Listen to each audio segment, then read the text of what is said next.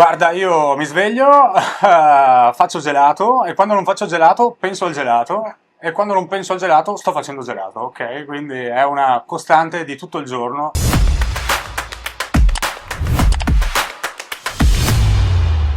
Benvenuti a un nuovo episodio di Artigiani, Ritorno al Futuro, il podcast di CNA Veneto. Oggi siamo a Feltre, a casa di Marco Reato, in gelateria da Jimmy.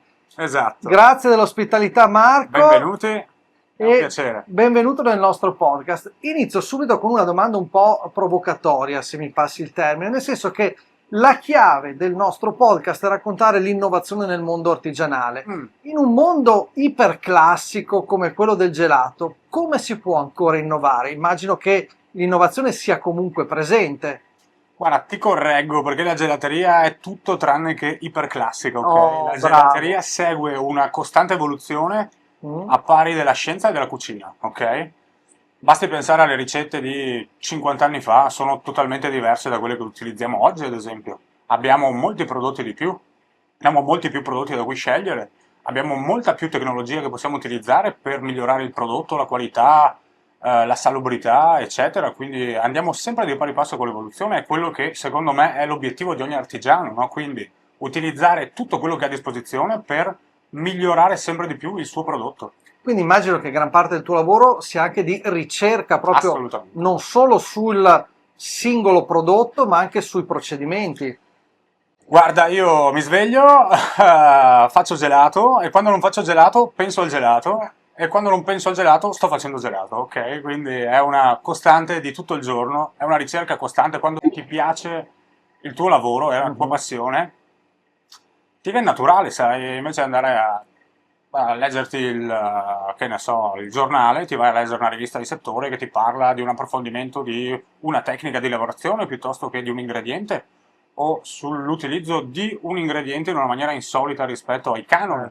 E quindi c'è sempre questa costante ricerca che ti fa crescere comunque, perché non c'è crescita senza ricerca, secondo me. E il pubblico cosa chiede? Perché poi anche il pubblico immagino sia sempre più curioso ed esigente. Beh, ovviamente ci sono sempre i classici che sono classici per un motivo e quindi sono immancabili, come la nocciola, il Dicevo pistacchio, fuori onda, io eccetera. prendo il gelato, fragola e limone come i bambini. Immancabili, ok? Fragola, limone, cioccolato, eccetera, sono immancabili.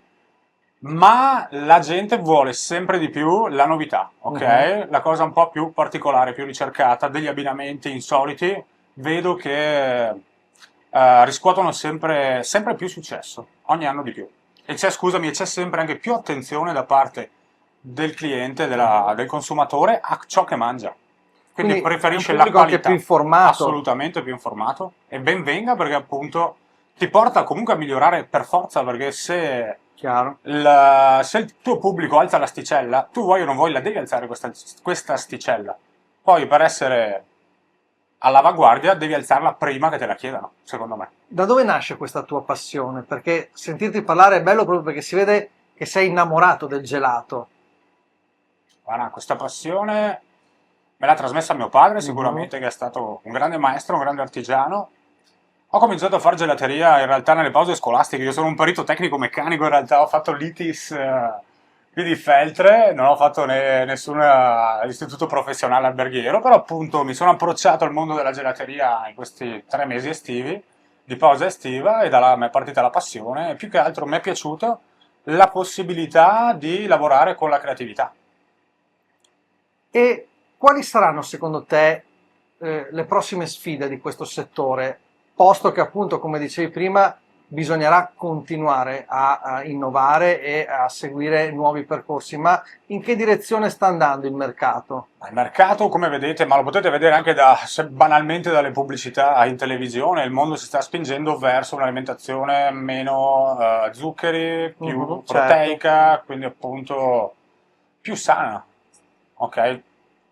Senza togliere il fatto che il gelato artigianale è un alimento sano e anzi uno studio di Umberto Veronesi avevano appurato che il gelato artigianale fa bene alla salute perché è ricco di vitamine, sali minerali, antiossidanti, micronutrienti, eccetera, e migliora anche l'umore, abbassa lo stress e quindi è un migliorativo della vita. Ecco, tu sottolinei giustamente il gelato artigianale, che è un'altra cosa rispetto magari al gelato industriale. Sono due prodotti diversi. Sono due cose diverse, ok?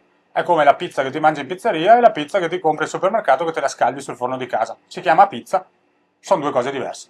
E all'estero come va il nostro gelato? Tu hai avuto anche riconoscimenti importanti fuori dall'Italia. Siamo ancora visti come dei maestri del Siamo settore. ancora visti come i maestri del settore del gelato e questo mi fa onore, ma dobbiamo proteggere questa carica, ok? Quindi dobbiamo tutti noi gelatieri italiani lavorare sempre al meglio delle nostre possibilità, anche all'estero, per far conoscere cos'è il gelato all'estero, perché all'estero si mangia ice cream, Oh, certo. che è un'altra cosa rispetto al gelato.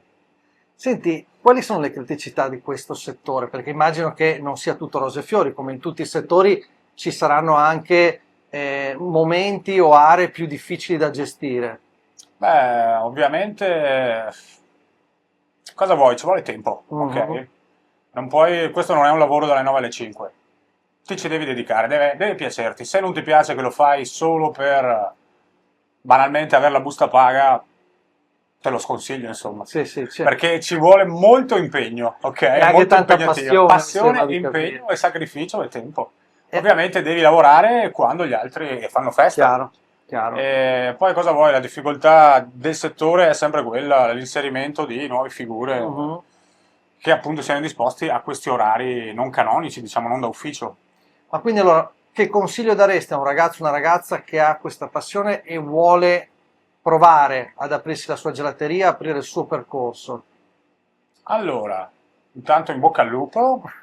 Prima di aprire per conto tuo, ti consiglio, ipotetico ragazzo, di farti qualche anno in una gelateria di qualità, una gelateria di livello dove ti possono insegnare il lavoro e vedi veramente com'è il lavoro tutti i giorni, ok? Perché appunto Chiaro. un conto è vedere, sì, mi piace il gelato, mi piace mangiarlo, ma un conto è vedere cos'è il lavoro tutti i giorni. Sì, sì, sì, quindi provare sulla propria pelle anche Sulla il propria discorso degli pelle, orari che esatto, dicevi, che immagino. di tutto quello che è il mondo della gelateria per avere appunto una panoramica dall'interno di come sarà il mondo prima di avventurarsi, perché qui in Italia fare impresa è un'impresa. È difficile, lo sappiamo. Io Esatto. ringrazio Marco Reato, vi ricordo che Artigiani Ritorno al Futuro è su YouTube e su Spotify, quindi seguite le pagine di CNA Veneto e vi do appuntamento a un prossimo episodio. Ciao! Ciao a tutti.